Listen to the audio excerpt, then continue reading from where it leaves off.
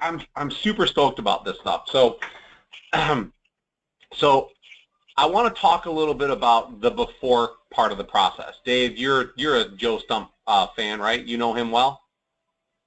Yep, sure do. So he talks about the before unit. And I thought this was really, really kind of a cool mindset shift that some of us may or may not have on a daily basis. So there is a term that he used called self-appointment. And it's kind of like the assumed close. Whenever a client calls in, and I recognize that I did this regularly with my clients, self-appointment means that anytime a client calls in, you automatically assume that you are their consultant.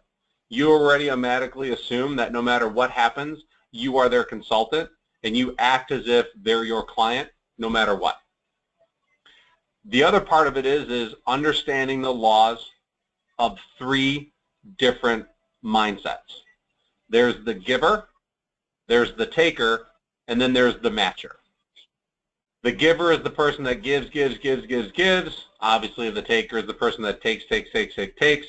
And the matcher is the person that gives when he has to and takes when he needs to. Out of those three, who do you think is the least successful? The giver, the taker, or the matcher? Taker. How about you, Dave? The matcher. The matcher? Okay. It's actually the giver. It's actually the giver. And here's why. The giver is the least successful because they give and they give and they give and they give and they never ask a request. The giver is also the most successful when they give, and have the expectation that they're going to request something in return. The taker just takes. They're usually in the middle of the road, and the matcher does the same thing. They match when they have to. But neither the taker or the matcher or the least successful giver ever see monumental success. And the reason is because they never provide the request after they provide the value.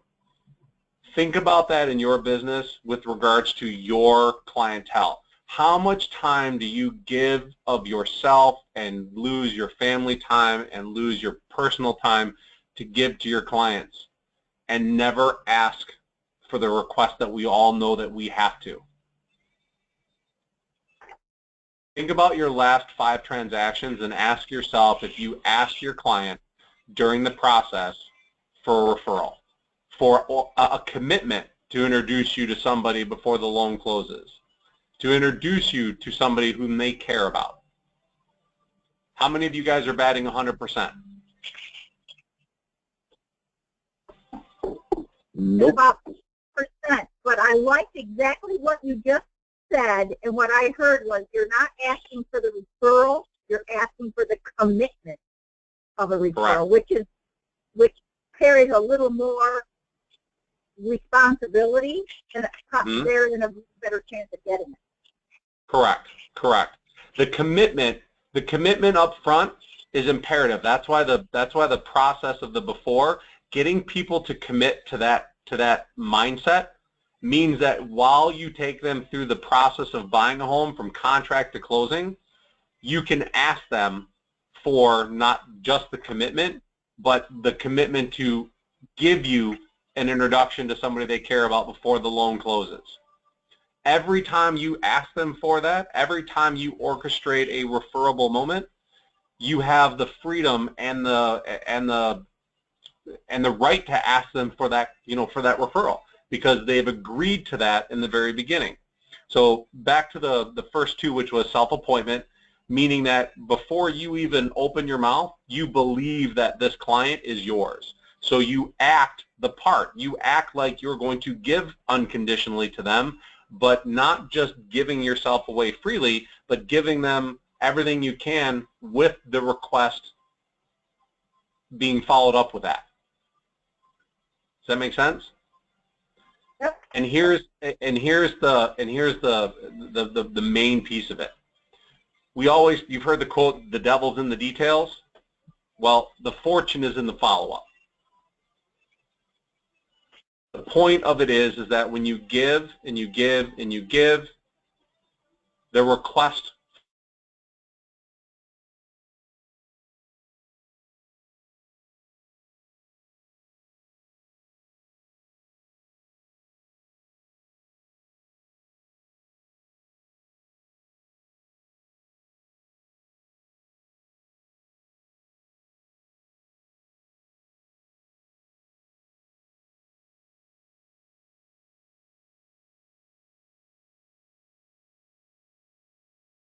investment, that at least every one of those clients had said thank you to you at some point during the transaction? Oh, yeah. Yep. Yes. Okay. So that's no different than a client walking up to you, handing you a name and a phone number and said, please call this person, they want to buy a house, and you simply took that piece of paper and crumpled it up and threw it away. That's the difference between being a giver who doesn't ask the request and being a giver who understands the power of the request. You guys are exceptionally talented, not only in just loans, but exceptionally talented originating leads. Are both of you happy with the volume of leads that you guys are getting on a month-to-month basis? Do you have so many that you can't keep them straight?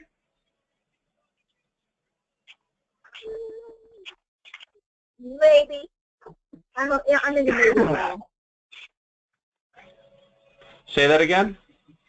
I'm in the maybe column because I've got a lot and it's hard to keep up with them. But I honestly think it's because of the way I'm working and I'm spending still too much time running the business, not generate, but. Let me say it a different way, Margot. Are you happy with the result that your paycheck looks like every month? No. Okay, that answers my question. What about you, Dave? Are you at the point where you have so many leads that you can't keep them all straight? Hell no. Okay, so here's the question that I'm going to pose to you guys, and I need you guys to be brutally honest with yourselves, not even me. You have to go back and look at those last 5 transactions and ask yourself, why did I not ask? Why did I not make the request? Was it because I was too busy? Was it because I didn't care? Was it because I really don't want a referral from this person? If you are honest with yourself and you go back and dissect the transaction from phone call coming in to the time that they close, why did you not make the request? I think both of you guys are givers. Neither one of you are takers. And I don't believe you guys are matchers either. I think as a professional, you both are extremely high givers. But when you don't ask for or make the request, you are going to be the least successful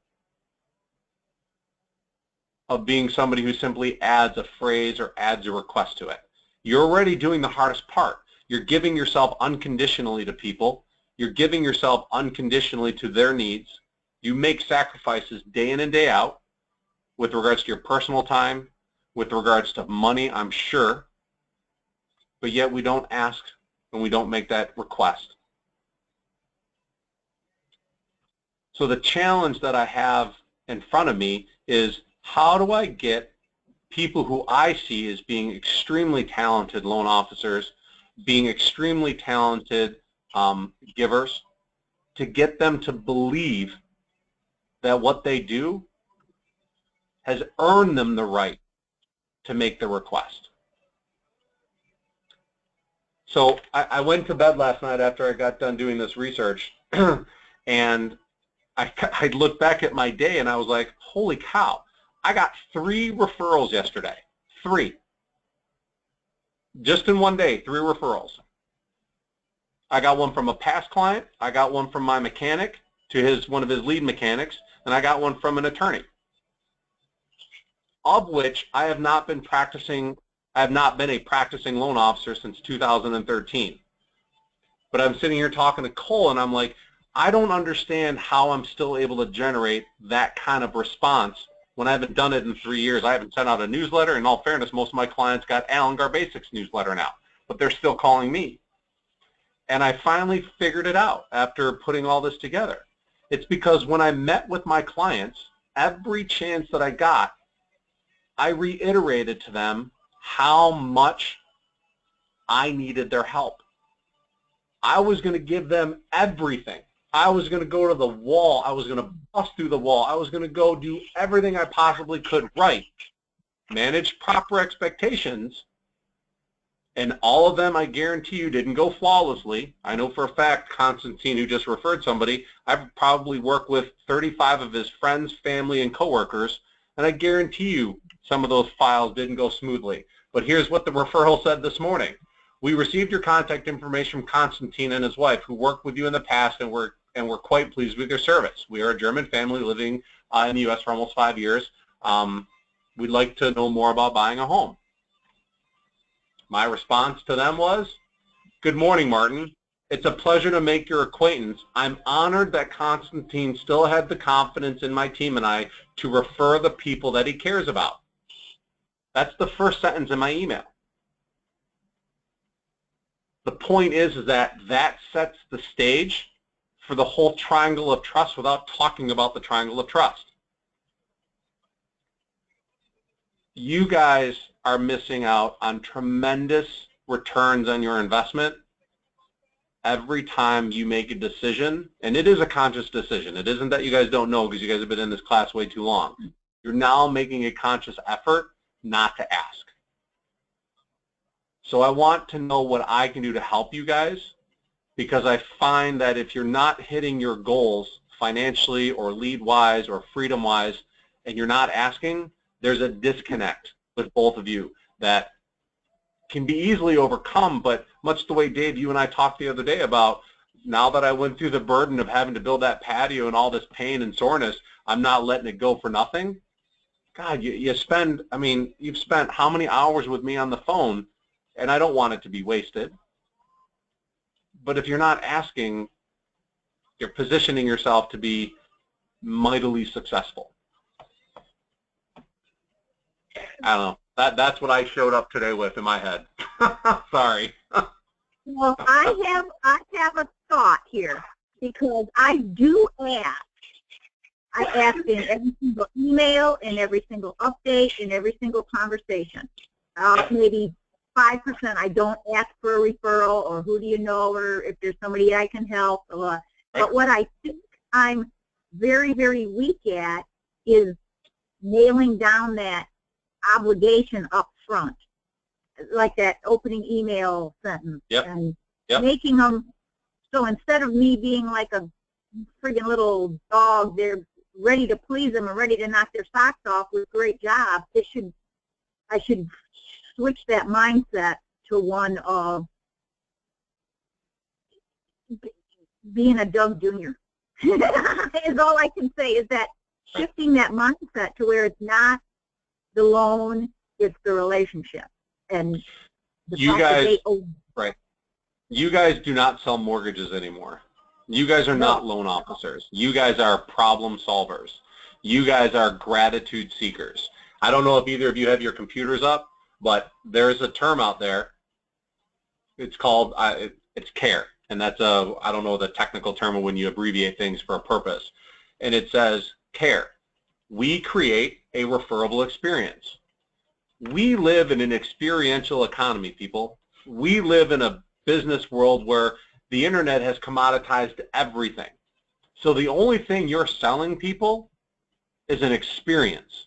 And the Margot and the Dave and the Doug experience, though it's the same, I promise you is a world of difference.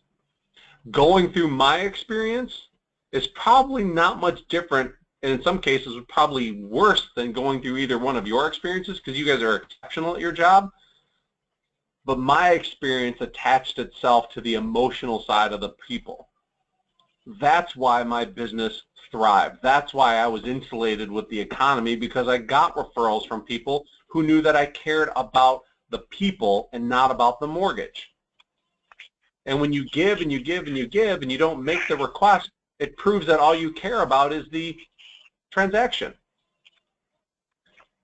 The care mindset is really what you have to have the moment that the phone rings. The moment that the phone rings, before you even put on your mortgage hat, it should be, I need to create a referable experience. And in order to create that, I need the people to understand what a referable experience means to them. Dave and Margot, I appreciate you picking up the phone and having the conversation with me today.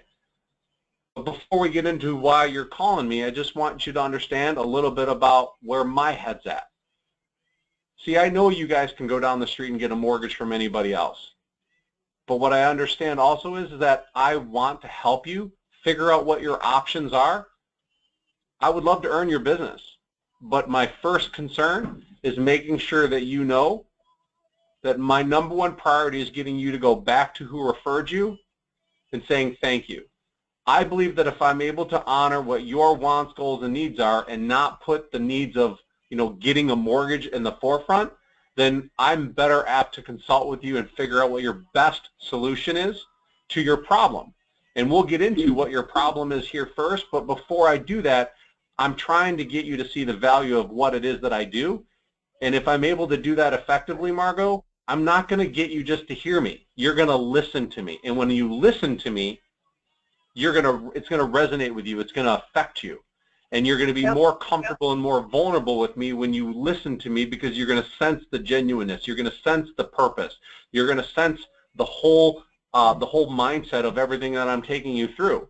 And if you know that without reason you can share everything you want with me, and at the end of it I'm still going to provide you with the best option, whether it's me or somebody else, because all I care about is you going back to that referral source and saying thank you.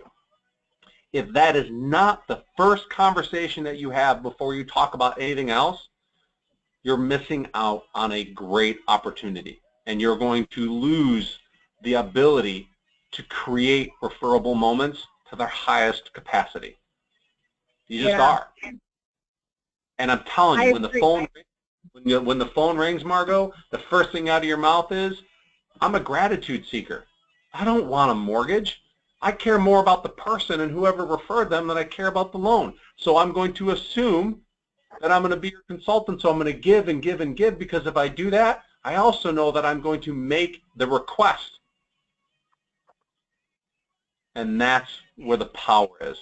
That's where the follow-up is. That's where the fortune is. I'm not and was never a great LO. I promise you, if you talk to Jamie Benner, I was a joke of a loan officer. I was good at generating leads, but you put me in front of a 1003 and a client, man, I would follow things up left and right. I was the worst at it. So I'm living proof that you can effectively grow your business and be a horrible loan officer and not care about the details, but care about the follow-up, and that's where the fortune is. I agree. That makes sense? Yeah, and I've seen it. I've seen it with people when they go from somebody who just walks in the door with questions, and, you know what I mean, to when they buy in and when they're there, and it's that shifting of how I approach it. I think maybe I just got to slow down, and instead of trying to get so much done, just slow down and say, build the relationship first, do the business second. Margot, you have to let go of certain things, and you really have to slow down. And here's the cool part about it: when you slow down, and you create that relationship, you don't have to worry about running full steam every day. See, I think and here's a quote. Here's a quote that I heard yesterday, or that I read yesterday, that I thought was really cool. The reason that you're here is to get you to sound better than you right now. Yeah. See, how do I get you guys to be better with what you already know?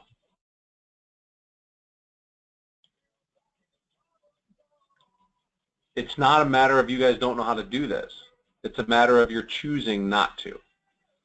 So just us having this conversation, I want it to be a seed that you plant every time you have an opportunity to talk to a client.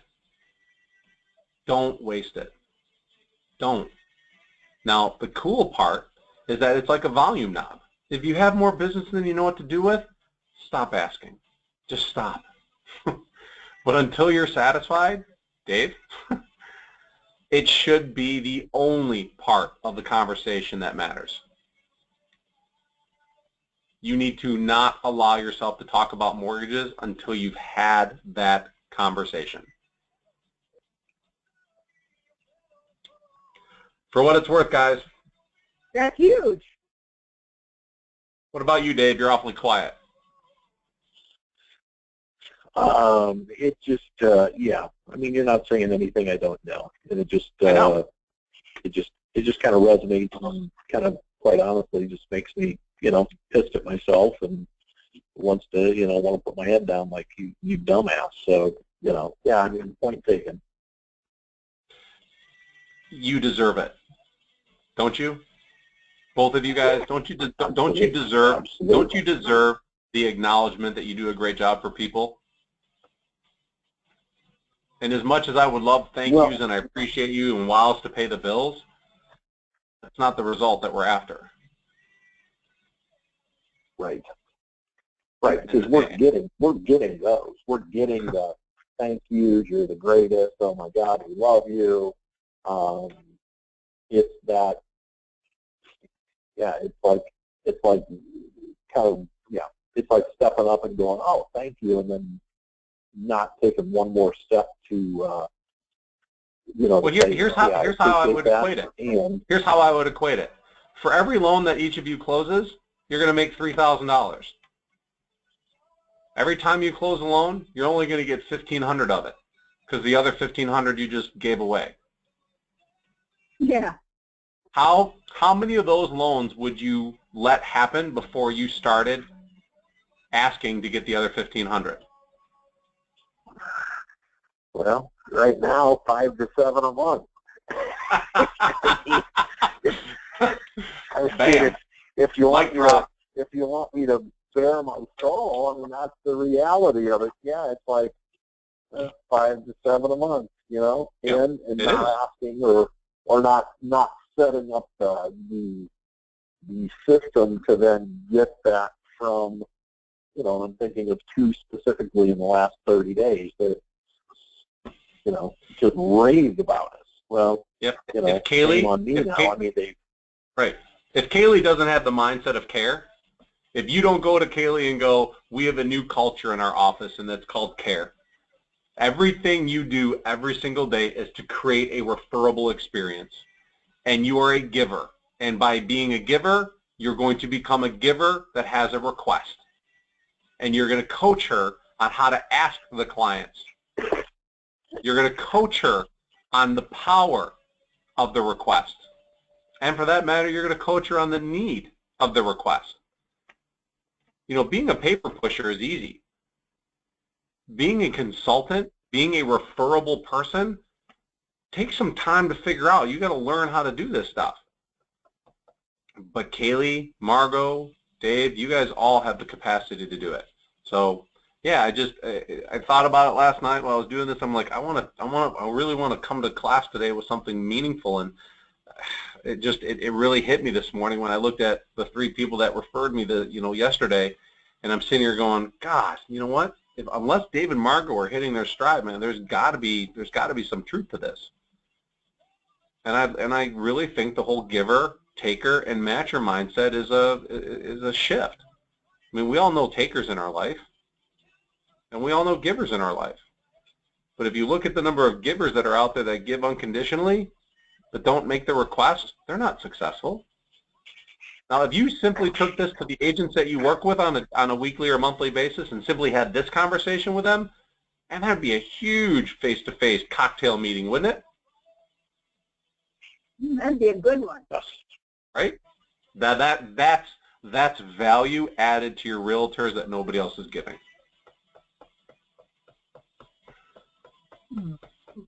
Yeah, Doug, I've felt that where I've talked to somebody on the phone, my name's Joe Blow, Doug referred me, and I start the conversation general, and it's like I immediately dive into, I'm going to email you out a list of stuff, but tell you what, let's just chat a little bit about what you know, and then we get into the minutia of the loan.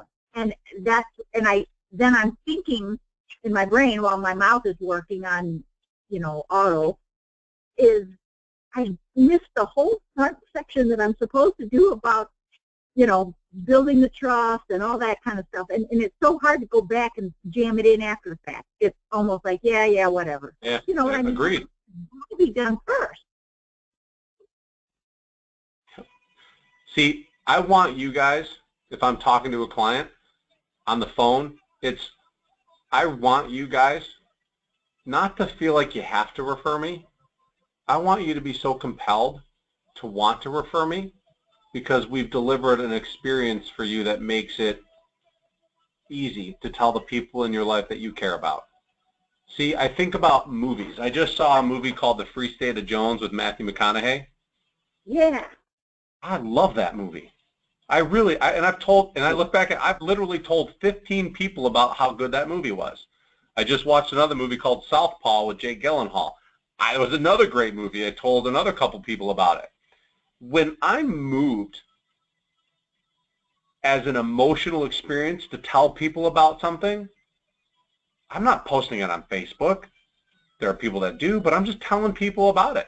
Because that they're like, hey, how you going? Oh, man, I just saw this movie. Have you seen this movie? Because I want something to talk about. Don't think for a moment that as people go through the home buying process, they are talking to everybody. God, you guys do such a great job with your clients that it's such a shame to think that you're only getting paid half of what you deserve.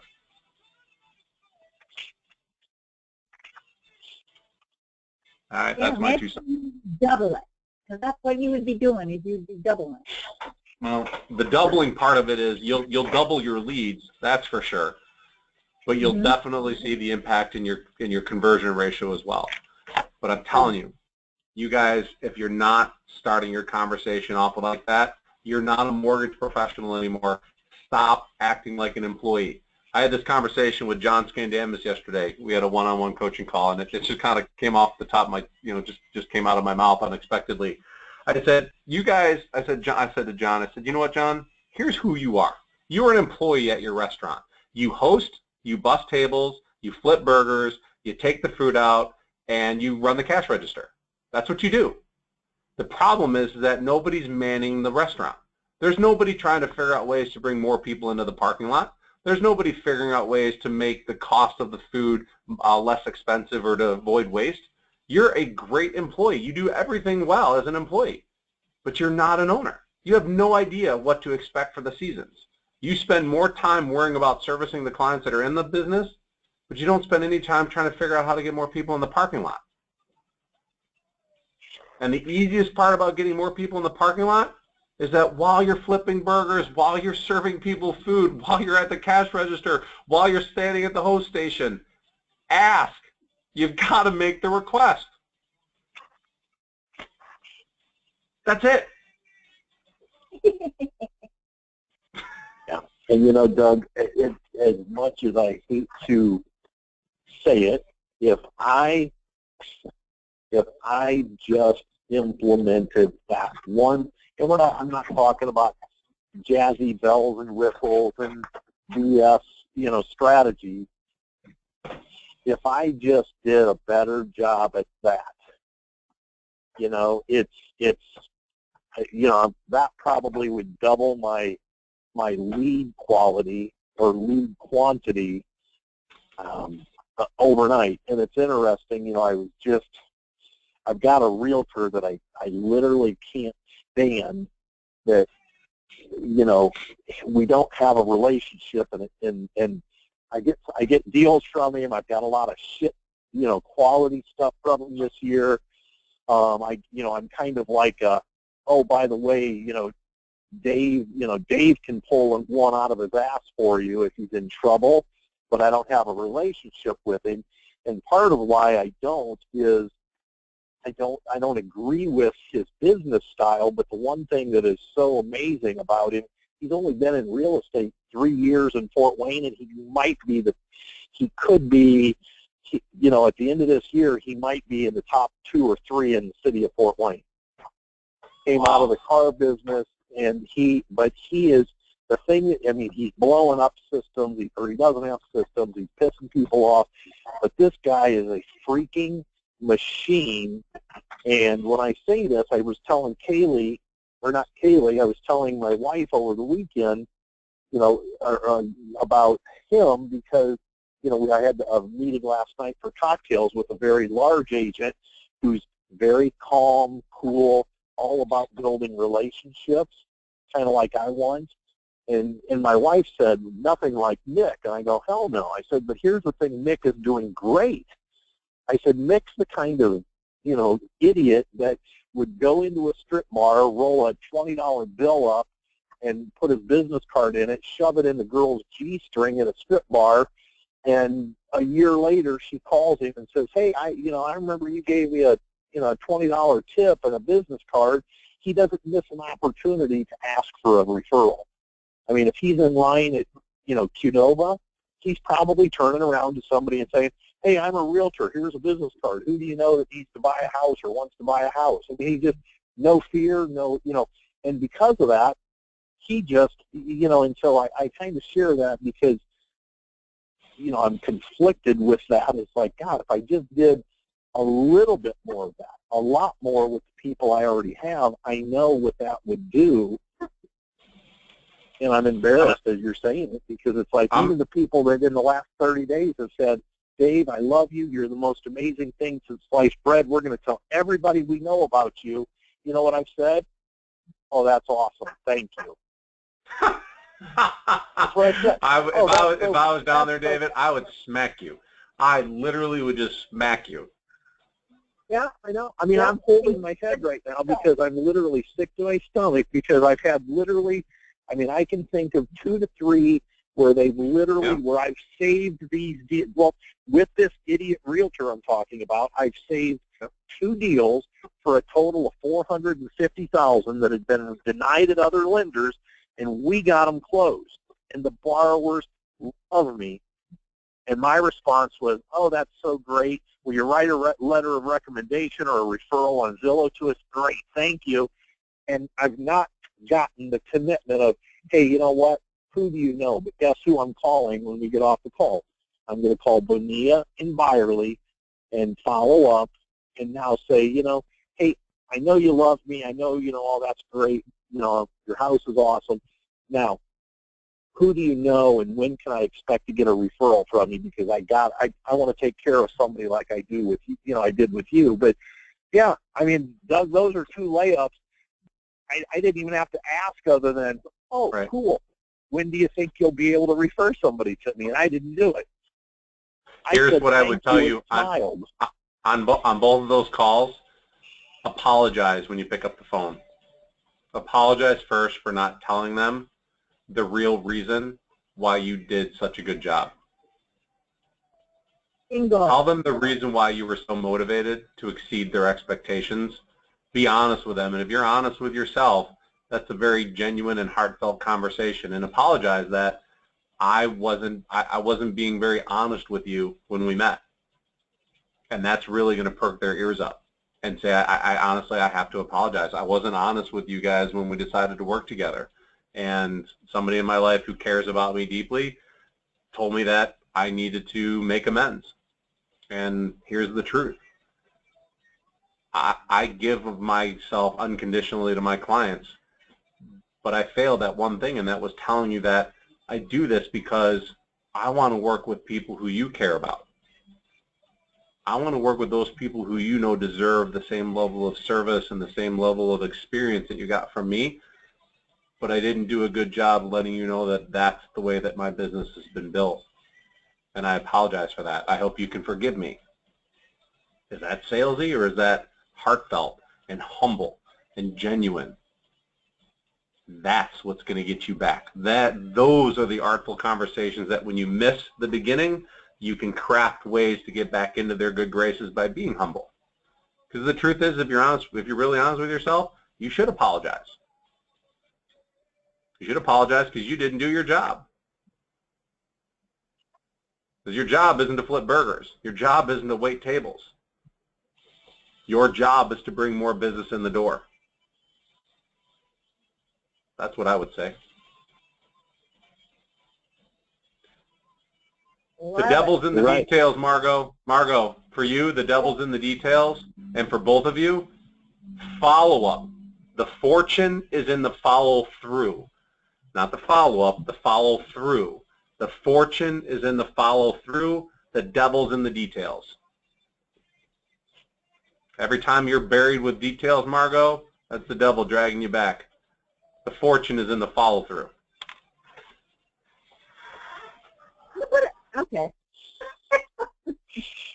All right. Well, I know what I need to do, so.